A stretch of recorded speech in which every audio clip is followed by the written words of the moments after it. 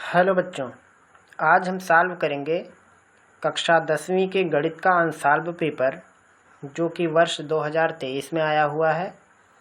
और ये है सेट 2, कोड है 822DW।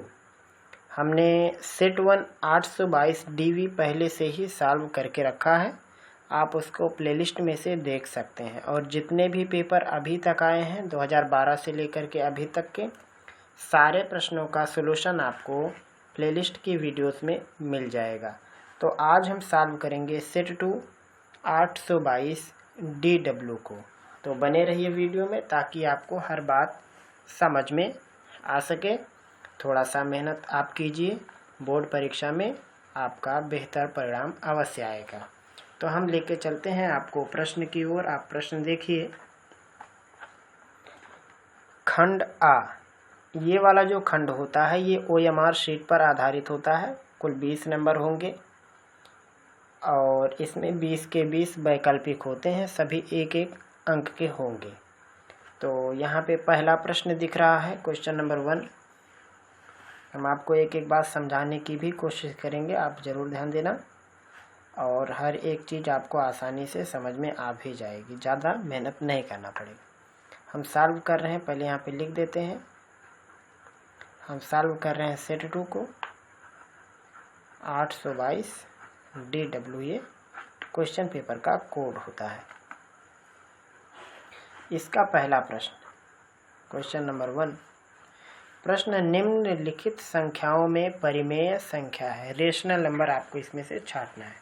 तो जो रेशनल नंबर होता है उसका खास पहचान ये होता है कि उसका जो हर होता है, जिसे हम डिनोमिनेटर भी कहते हैं, वो जो हर होता है वो कभी भी 0 नहीं होना चाहिए। दूसरा, P और Q ये दो के दोनों पूर्णांक होना चाहिए।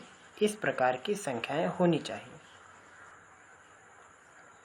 तो अगर आप इन विकल्पों में देखेंगे तो पहला जो ऑप्शन है वो है √9। और √9 का वैल्यू जो होता है वो 3 होता है, यानी करड़ी 9 का जो वर्गमूल होगा 3 होगा। और यहाँ पे एक बार हम लिख के आपको समझाने की कोशिश करते हैं। यही है इसका ऑप्शन। √9 को हम लिख सकते हैं 3 और 3 को लिख सकते हैं 3/1। तो ये जो इसका अंश है ये भी पूर्णांक है और ये जो हर है ये भी पूर्णांक है। तो अगर कोई भिन्न इस प्रकार से लिखी है कि उसका अंश और हर दो का दोनों पूर्णांक हो तो वो परिमेय संख्या होती है। बाकी आप जो ऑप्शन दिया है √3 या रूट में 0.1 या फिर 0.1011011110, इस हिसाब से जो करके आगे दिया है, तो ये सब के सब परिमेय संख्या नहीं है। अगर आपको बेहतर कॉन्सेप्ट सीखना है, एक एक को सीखना है, जानकारी रखनी है, तो आप मेरा चैप्टर पर आधारित वीडियो देख सकते हैं, पूरा किताब हल किया गया है। तो इस पहले वाले का ये पहला वाला ऑप्शन सही रहेगा। और अब दूसरे प्रश्न पर चलते हैं। दूसरा प्रश्न है रैखिक समीकरण युग्म x + y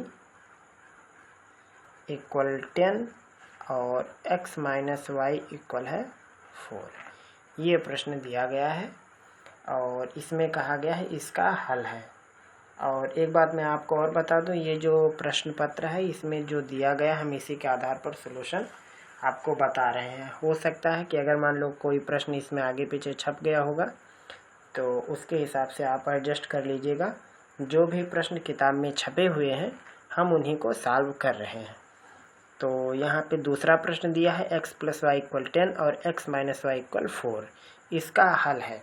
तो आप इसको हल करने के लिए क्या करो, इसको चाहे तो आप विलोपन से लगाओ, वज्रगुणन, प्रतिस्थापन, बहुत सारे तरीके हैं। तो हम इसको विलोपन विधि से लगाएंगे। अगर हम इसको फर्स्ट इक्वेशन माने और इसको सेकंड इक्वेशन माने और दोनों को एक दूसरे के ऊपर रख कर ऐड करें तो देखो क्या परिणाम आने वाला है। ये किताब यहाँ से गिर रहा है, तो रिजल्ट पर आप ध्यान दो। x + y = 10 ये पहला इक्वेशन और इसके नीचे x - y = 4 ये सेकंड वाला। दोनों को रख के अगर हम ऐड कर दें तो क्या मिलेगा, ये y और ये y कैंसिल हो जाएगा। x और x ऐड होके 2x और 10 और 4 ऐड होके 14 हो जाएगा। यहाँ से x की वैल्यू 7 आएगी। और अब अपने पास इन दोनों इक्वेशन में से किसी में से 7 रख सकते हैं। जैसे यहाँ पे 7 रखेंगे तो y की वैल्यू 3 आएगी, या यहाँ पे रख देंगे तब भी y की वैल्यू 3 आएगी। यानी इसके जवाब में मिलेगा x की वैल्यू 7 और y की वैल्यू 3।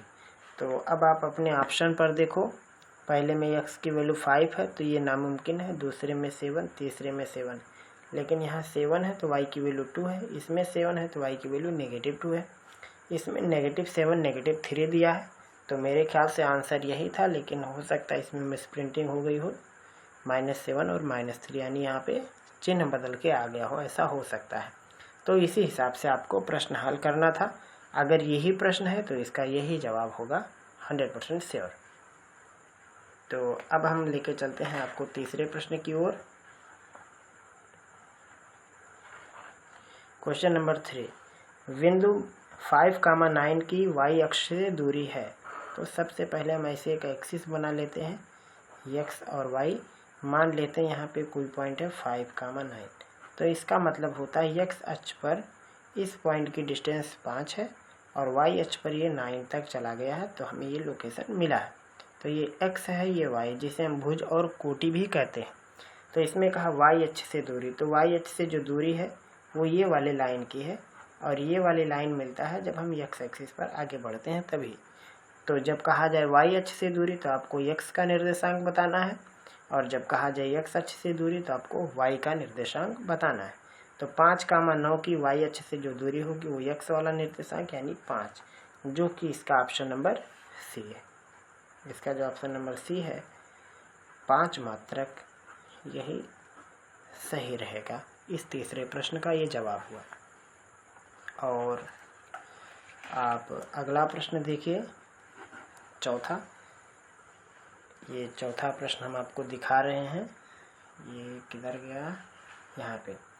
एक समद्विबाहु समकोण त्रिभुज की एक भुजा 5 और करड़ी में 2 सेंटीमीटर है, इसके कर्ण की लंबाई होगी। एक समकोण त्रिभुज है और समद्विबाहु भी है, मतलब इसकी दोनों भुजाएं बराबर। मान लो ये x ऐसे कर लेते हैं, तो इसका जो कर्ण होता है वो होता है x√2, इस हिसाब से होता है। लेकिन यहाँ पे दिया हो इसकी एक भुजा 5 करड़ी में 2, ये वाली साइड 5 करड़ी में 2 और ये वाली साइड भी 5 करड़ी में 2 है। तो इसमें पूछा कर्ण की लंबाई, तो कर्ण की लंबाई क्या होती है, भुजा के आगे √2 ऐड कर दो।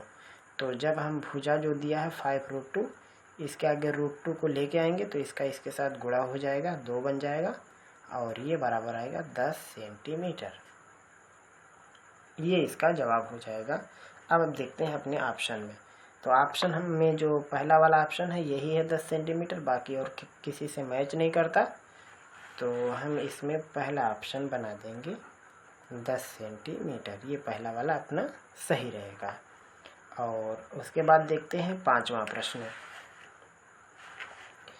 पांचवा है sine square 18 degree minus cos square 72 degree की वैल्यू बतानी है। Sine square 18 degree minus cos square 72 degree, ये यहाँ पे हम लिख दे रहे हैं। Sine square 18 degree minus cos square 72 degree, इसकी वैल्यू निकालनी है। तो जब भी दो कोण जोड़ने पर 90 डिग्री हो जाए तो समझ लो कि हमें पूरक कोणों जैसा नियम इस्तेमाल करना है। तो यहाँ पे 18 और 72 जोड़ के 90 हो रहा है, मतलब हमें इसी आधार पर प्रश्न लगाने हैं। तो हम क्या करेंगे, किसी एक को चेंज कर देंगे। जैसे 18 को हम लिख सकते हैं 90 माइनस 72, 90 में से 72 घटाएंगे तो 18 आएगा। माइनस में कास स्क्वायर 72 डिग्री। अब साइन 90 माइनस थीटा की जो वैल्यू होती है वो कास में आती है, तो इसको हम लिख सकते हैं कास स्क्वायर 72 डिग्री माइनस में कास स्क्वायर 72 डिग्री। दोनों को घटा देंगे तो 0 हो जाएगा, क्योंकि ये बराबर है। तो अब देखते हैं 0 किस में आया है। तो ये आप देख सकते हो, जो दूसरा वाला ऑप्शन है यही है, यानी इसका ये वाला ऑप्शन सही हो गया, दूसरा ऑप्शन। आप नोट कर सकते हो, प्रश्नों को हम यहाँ हल कर रहे हैं। और उसके बाद आता है अगला प्रश्न। किसी धनात्मक समपूर्णांक p के लिए प्रत्येक धनात्मक विषम पूर्णांक का रूप होगा। तो जो भी विषम पूर्णांक होते हैं उनका पहचान यही होता है कि किसी भी नंबर का जो यहाँ पे, चूँकि एक बात देखो आप ध्यान दो, धनात्मक सम पूर्णांक मतलब ये जो p है ये पहले से ही इवन नंबर है, तो इसका विषम कैसे बनाएंगे? इवन नंबर में 1 ऐड कर देंगे तो आ जाएगा। इस प्रश्न में इन्होंने थोड़ा सा सुधार किया है। इससे पहले भी ये बोर्ड में प्रश्न आ चुका है। तब प्रश्न ऐसा रहता था, किसी भी धनात्मक पूर्णांक p के लिए उसमें से ये सम काट देता था। तो जब ये सम नहीं रहेगा तब p के डबल में 1 ऐड होने के बाद जो आएगा वो विषम बनेगा। और यहाँ पे चूँकि पहले से सम इन्होंने कहा है तो इसमें हम केवल 1 जोड़ देंगे तो विषम हो जाएगा। जैसे सम संख्या 2 है तो विषम उसमें 1 जोड़ के 3 बन जाता है। सम संख्या 4 है तो उसमें 1 जोड़ते ही विषम 5 बन जाता है। तो ये छठवां जो प्रश्न दिख रहा है, ये छठवां प्रश्न, छठवें में दिया है सम पूर्णांक p, तो इसका जो विषम बनेगा, विषम पूर्णांक ये बनेगा p प्लस 1। सम पहले से ही है, उसमें 1 जोड़ देंगे विषम, यानी इवन से 8 नंबर की तरफ हम चले जाएंगे। तो ये जो ऑप्शन है ये दूसरा वाला ऑप्शन है। उसके बाद अगला प्रश्न आप देखो, ये हम थोड़ा इसको इधर करते हैं,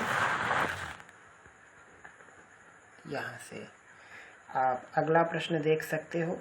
यदि द्विघात समीकरण ax² plus bx plus c के मूल समान हो तो c का मान होगा। ये 7वां सवाल है ax² plus bx plus c बराबर 0। इसमें कहा है इसके मूल समान है। मूल समान जब होते हैं तो ये सूत्र इस्तेमाल होता है, b² माइनस 4ac इक्वल 0। तो यहाँ से आप c की वैल्यू बताओ क्या होगा। उसके लिए हम लिख सकते हैं कि 4ac इक्वल होगा b² या c इक्वल होगा b² अपान 4a। यहाँ से c की वैल्यू बनेगी b²/4a। अब देखते हैं अपने ऑप्शन में है कि नहीं। तो ये आप ऑप्शन में देखो, सॉरी हमने क्या कर दिया, प्रश्न का क्रमांक बदल दिया है। ये 8वां था, हमने 7वां नहीं लगाया अभी, ये 8वां था। तो चलते हैं अपने विकल्प पर। विकल्प यहाँ आप देख सकते हैं कि c की वैल्यू है b²/4a, ये ऑप्शन नंबर डी है। तो 8वें का ये डी वाला पार्ट करेक्ट है। कैसे लगा रहे हैं यहाँ हमने आपको दिखाया भी है। और उसके बाद आता है प्रश्न क्रमांक 7। क्या है ये? यदि संख्याओं 7, 8, 11, 14 का माध्य x है, 7, 8, 11, 14 और x, ये कुल 5 राशियां हैं, 7, 8, x, 11, 14। इन सभी का माध्य x है। तो माध्य कैसे निकालते हैं? सबको जोड़ दो और जितने लोग हों उनके नंबर से डिवाइड कर दो। 1 2 3 4 5, 5 लोग हैं तो 5 से डिवाइड कर देंगे। लेकिन कहा है इन्होंने कि माध्य x ही है तो वो भी वही रहेगा। अब इसे अगर हल करोगे तो क्या जवाब आएगा, ये देखो। ये सबको जोड़ दो, 7 और 8 ये 15, 15 में 11 जोड़ेंगे 26 और 26 में 14 जोड़ेंगे तो 40 हो जाएगा। और प्लस में x बटे में 5 बराबर x। इस 5 का उस साइड में गुणा करेंगे तो आएगा 40 धन x बराबर 5x, और दूसरी साइड में घटाएंगे तो आएगा 4x बराबर 40, तो x बराबर 10 मिलेगा, यानी x का मान 10 आएगा। तो यहाँ पे अब देखो ऑप्शन में है कि नहीं। ये देखो दूसरा वाला ऑप्शन ही 10 है, तो इसका जवाब हो जाएगा ऑप्शन नंबर बी। तो इस हिसाब से सॉल्व होता है प्रश्न क्रमांक 1 से लेके 8 तक का। यहाँ उसका जवाब है, थोड़ा आगे पीछे है, जवाब हमने हल किया है। आप अपने सुविधा अनुसार इसको लगा भी सकते हैं। ये जितना भी प्रश्न दिया गया है इसके जवाब आपको OMR शीट पर ही देने हैं। और अब दिखाते हैं हम आपको आगे का प्रश्न। ये प्रश्न आया इधर, यहाँ से हम इसको थोड़ा ऐसा कर देते हैं दिखाने के लिए। तो यहाँ पे आप प्रश्न देखो, काश ए की वैल्यू है 7/25, तो tan a और काट a का मान बताओ। सॉरी, एक चीज़ हमने गलत कर दिया, वो ये है, ये हमने इन लोगों को अभी लगाया ही नहीं, तो पहले इसको सही रखते हैं और इन्हें दिखाते हैं। क्वेश्चन नंबर 9, 9वां प्रश्न है, दिए गए चित्र में यदि AD बराबर x + 3 सेंटीमीटर और DB 3x + 19 है और AE x EC सब की वैल्यू दिया हुआ है, तो x का मान बताओ। सबसे पहले हम फिगर बना लेते हैं, कुछ इस हिसाब से है। सारी वैल्यू x यहाँ है, ये है 3x + 4 और ये वाली लेंथ है x + 3 और ये दिया है 3x + 19। जैसा फिगर में दिया हमने वैसे उतार दिया। तो आप देख सकते हो सवाल में पहले से कहा DE पैरेलल है BC, तो जब किसी भी त्रिभुज में एक भुजा के समांतर कोई दूसरी भुजा खींच देते हैं तो वहाँ पे थेल्स थ्योरम लगता है।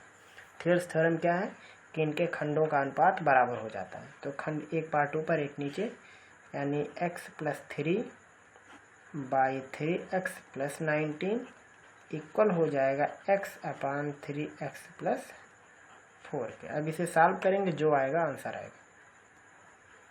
इस साइड में गुणा होगा तो हो जाएगा 3x² + 4x और 3 का गुणा होगा तो 9x + 12। इधर x का गुणा कराएंगे तो 3x² + 19x, ये हो जाएगा 3x² + 13x + 12 और इधर 3x² + 19x। 3x² 3x² को कैंसिल करेगा तो आएगा 13x + 12 = 19x और 13x को दूसरे साइड में घटाएंगे तो आएगा ये 6x, या x की वैल्यू आएगी 2 सेंटीमीटर, यानी इसका जवाब हो जाएगा 2 सेंटीमीटर x का मान। तो यहाँ पे आप देख सकते हो ये तीसरा ऑप्शन है 2 सेंटीमीटर, यानी इसका C वाला पार्ट सही रहेगा। आप इसमें रख के चेक भी कर सकते हैं। यहाँ 2 रख दो, यहाँ 2 × 3 = 6 और 4 10, तो ऊपर वाला 2 हो जाएगा, नीचे 10 हो जाएगा।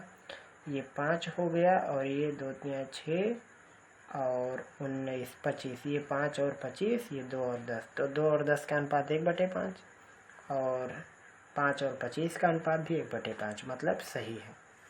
तो ये हुआ 9वां प्रश्न। और उसके बाद सवाल नंबर 10, 10वां प्रश्न, 1 से 10 की धनात्मक संपूर्णांकों का समांतर माध्य बताओ। तो 1 से 10 के बीच में जो धनात्मक सम संख्याएं हैं उनको लिखो। पहला 2, 4, 6, 8 और 10। ये कहा 1 से 10 तक का, अगर कह देता 1 से 10 के बीच तो हम 10 को नहीं लिखते। अब समांतर माध्य निकालना है तो 5 लोग हैं तो 5 से डिवाइड हो जाएगा।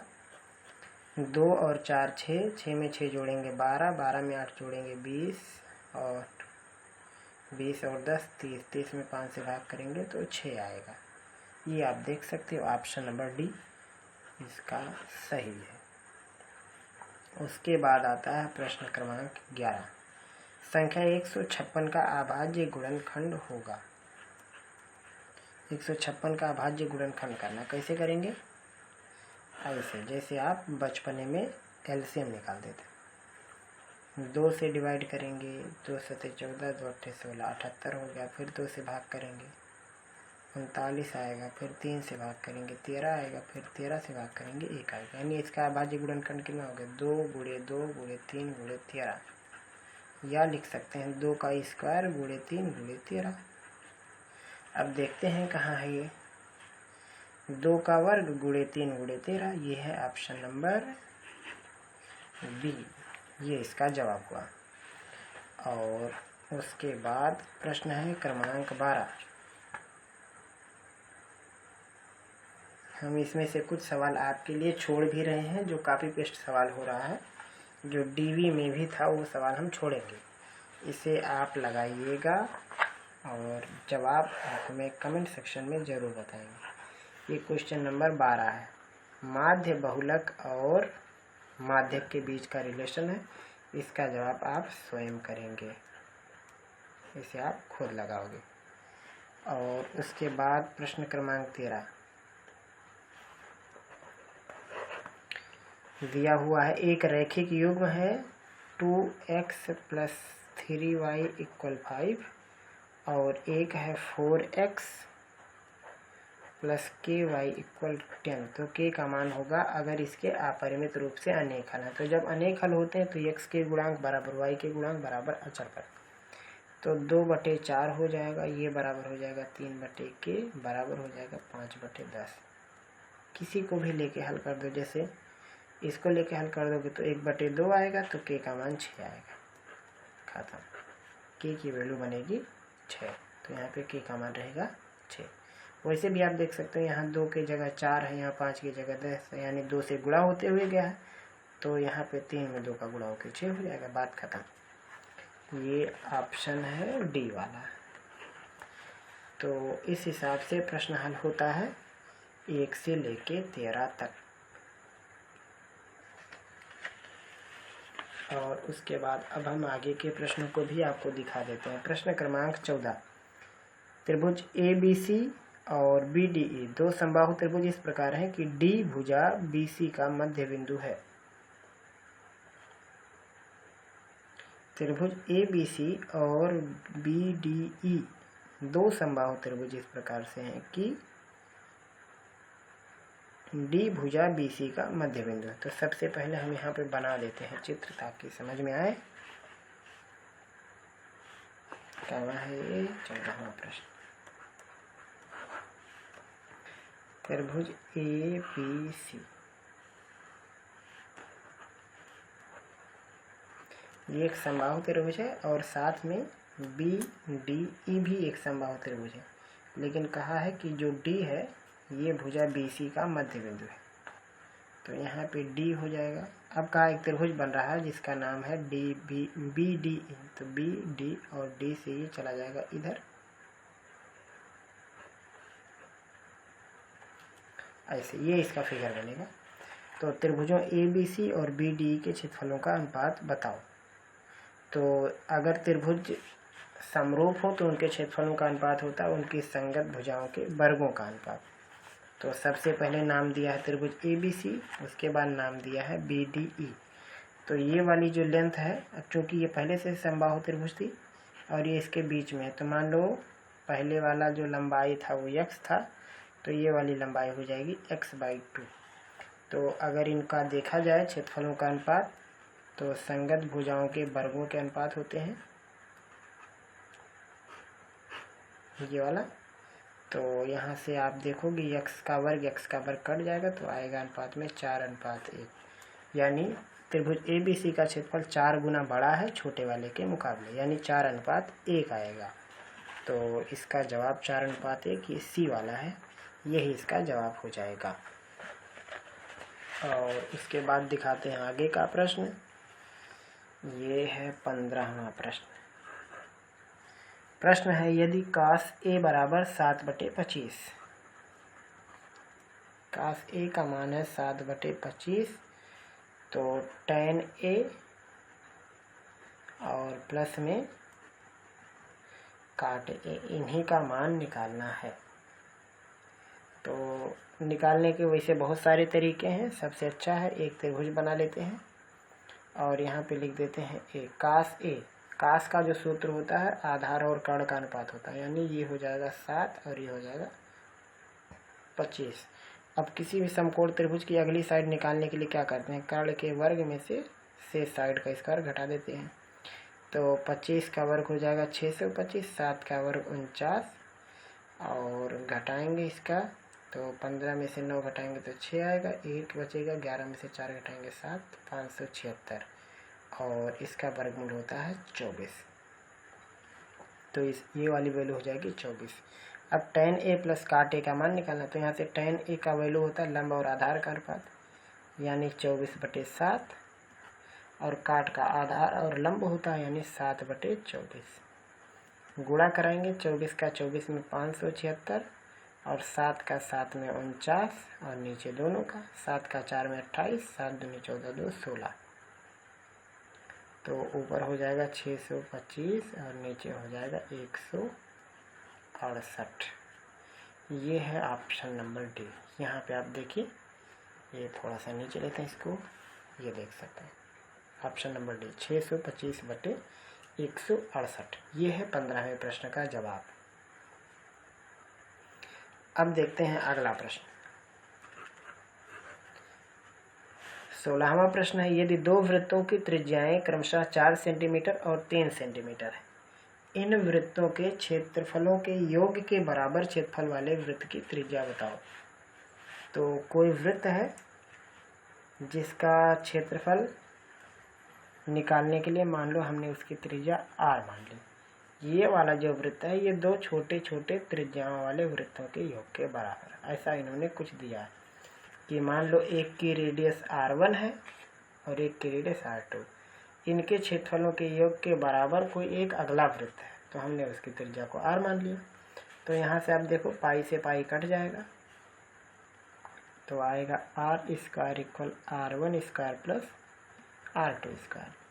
अब एक की त्रिज्या 4 दी थी तो 4 का स्क्वायर, एक का 3 दिया था 3 का स्क्वायर, 4 का वर्ग 16 और 3 का वर्ग हो जाएगा 9, 16 9 25। तो वर्गमूल में आएगा r का मान 5 सेंटीमीटर। तो सवाल में पूछा था योग के बराबर क्षेत्रफल वाले वृत्त की त्रिज्या बताओ, तो उस वृत्त की त्रिज्या है 5 सेंटीमीटर। ऑप्शन में देखिए पहला वाला ऑप्शन ही है, ये इसका जवाब हो गया। अब अगला प्रश्न देखते हैं 17वां प्रश्न। द्विघात समीकरण x² - 3x - 10 = 0 के मूल है। ये प्रश्न है 17वां प्रश्न। x² - 3x - 10 = 0 के मूल है। तो इसका हमें गुणनखंड करना, जब नहीं होता तो हम सूत्र लगाते हैं, हो जाता तो आसानी से लगाते हैं। जैसे यहाँ पे -10 है, गुणा करके -10 लाना और घटा के 3 लाना, तो 5 का 2 में गुणा करके 10, 5 में से 2 जाएगा 3। तो यहाँ हम 3 की जगह लिख सकते हैं 5 - 2 x - 3, यहाँ पे -10 बराबर 0। या इसको लिख सकते हैं x² - 3x - 3 अब लिखने की ज़रूरत नहीं है, -5x + 2x - 10 = 0। इसको हल करने के लिए कॉमन लेंगे x - 5 आएगा और +2 कॉमन लेंगे x - 5 आएगा। हल करेंगे यहाँ से तो x की वैल्यू -2 आएगी और x की वैल्यू 5 आएगी, यानी इसका जो मूल होगा -2 और 5 होगा। ये है कि नहीं, पहले ये तो देख लें। ये x का मान आया है -2 और एक का मान है 5, यानी ये बी वाला ऑप्शन सही है। उसके बाद प्रश्न क्रमांक है 18। कहाँ है ये प्रश्न, देखो। यदि समतल मैदान पर एक मीनार की छाया की लंबाई उसकी ऊंचाई की √3 गुनी है, मतलब कोई मीनार है, उसकी परछाई उसकी लंबाई से करीब 3 गुनी है। मान लो ये लंबाई h है तो ये परछाई है h√3। तो कहा है उन्नयन कोण बताओ, मतलब कितने अंश का कोण बनेगा अगर यहाँ से हम उसको ऊपर देखें तो सिंपल ये बात जान लो, जब ऊपर की साइड छोटी नीचे की साइड बड़ी हो तो पक्का ये वाला कोण जो होगा, ये वाला कोण 45 अंश से कम होगा, पक्का है। अगर 45 का होगा तो दोनों बराबर हो जाएंगे। 45 से ऊपर का कोण होगा तो नीचे की लाइन छोटी, ऊपर की लाइन बड़ी होगी, यानी ये हर हाल में 45 से छोटे का एंगल होगा। आप लगा के भी देख सकते हो, वैसे मैंने आइडिया भी बता दिया। 60 नहीं हो सकता है, 45 भी नहीं हो सकता, 90 भी नहीं हो सकता है, 30 होगा, यही सही है, 30 अंश। अब कैसे सही है आप देख सकते हो।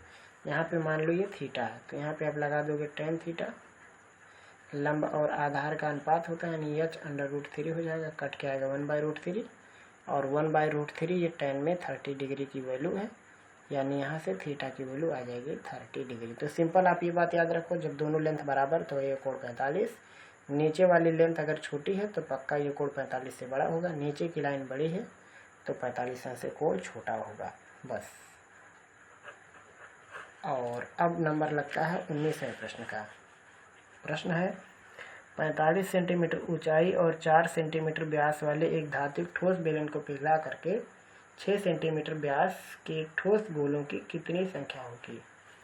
तो जो बेलन था उसकी ऊंचाई है 45 और व्यास है 4। तो जिस बेलन को पिघलाए हैं तो उस बेलन का जो आयतन होगा πr²h। और मान लो इसको पिघला के जो गोला बन रहा है उसका त्रिज्या है r। तो गोले का आयतन होता है 4/3 πr³ और बेलन का आयतन होता है πr²h।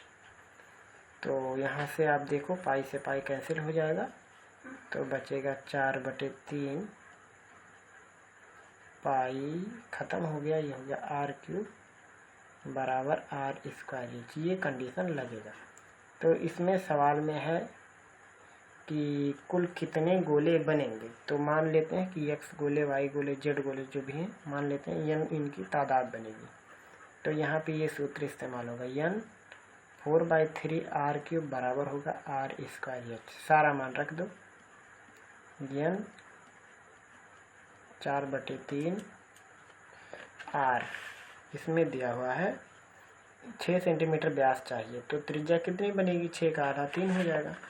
तो गोले की त्रिज्या हो जाएगी 3 का घन बराबर r²। जो बेलन है उसका व्यास है 4, तो उसकी त्रिज्या हो जाएगी 2 और ऊंचाई 45। तो ये हो जाएगा 2 का वर्ग गुणे 45। इसी को हल कर देना है, जो आएगा उत्तर। 3 का घन 27 में से 3 से भाग करेंगे 9 और 9 चौको 36, यानी हो जाएगा 36n।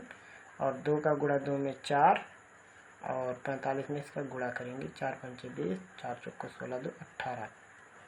तो n बराबर होगा 180/36 बराबर आएगा 5, यानी कुल 5 गोले बनेंगे। ऑप्शन में देखते हैं 5 है कि नहीं। तो ये दूसरा ऑप्शन ही है, यानी इसका दूसरा वाला ऑप्शन सही है। और उसके बाद आज के लिए लास्ट सवाल। कहाँ गया प्रश्न, ये है। यदि त्रिभुज ABC एक समबाहु त्रिभुज AD लंब BC, तो AD² किसके बराबर होगा। त्रिभुज ABC एक समबाहु त्रिभुज इस प्रकार है कि, सबसे पहले समबाहु त्रिभुज बना देते हैं।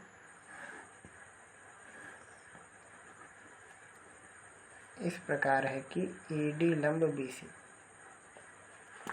तो इसमें कहा है कि AD² किसके बराबर होगा। सारी वैल्यू DC में छपी हुई है, मतलब हमें DC में खोजना है उत्तर को। तो AD² का मान DC के पदों में चाहिए। तो मान लो ये लेंथ x है, तो ये भी लेंथ x हो जाएगी और ये लेंथ हो जाएगा x/2 और ये भी लेंथ हो जाएगा x/2, क्योंकि जो समबाहु त्रिभुज का लंब होता है सामने की भुजा के 2 बराबर भाग कर देता है। तो हमें इसका मान निकालना है AD² का, ये वाली वैल्यू हमें निकालनी है। तो ये एक समकोण त्रिभुज है।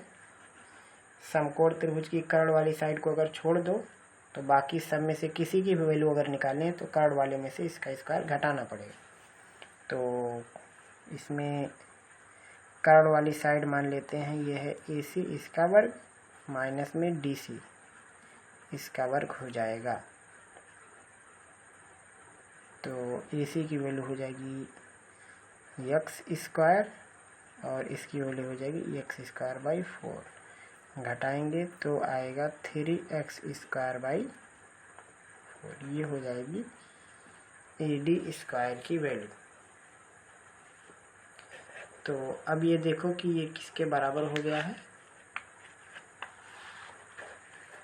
यहाँ पे AD और DC के बीच रिलेशन निकालना है हमें। यहाँ पे आप देख सकते हो AD² की वैल्यू हमें निकालनी है DC के रूप में। तो सबसे पहले अब यहाँ लिखते हैं AD²/DC² का अनुपात निकालते हैं। अभी आपको समझ आएगा कि सवाल ने क्या पूछा था। AD²/DC², तो AD की वैल्यू निकल गई है 3x²/4 और DC² ये है x²/4। कैसे है, DC की वैल्यू x/2 है, तो DC² की वैल्यू x²/4 हो जाएगा। तो यहाँ से एक्स स्क्वायर से एक्स स्क्वायर कट जाएगा और उसके बाद क्या होगा, ये 4 से 4 भी कट जाएगा तो केवल 3 आएगा। यहाँ पे आप देखो 4 से 4 कट जाएगा, एक्स स्क्वायर से एक्स स्क्वायर कट जाएगा तो केवल 3 आएगा। यानी यहाँ से कह सकते हैं कि AD square by DC square इसकी वैल्यू आएगी 3, तो AD स्क्वायर की वैल्यू आएगी 3DC स्क्वायर। ये इसका जवाब हो जाएगा। अब देखते हैं ये है कि नहीं। ये वाला ऑप्शन 3DC स्क्वायर ये पहला वाला है।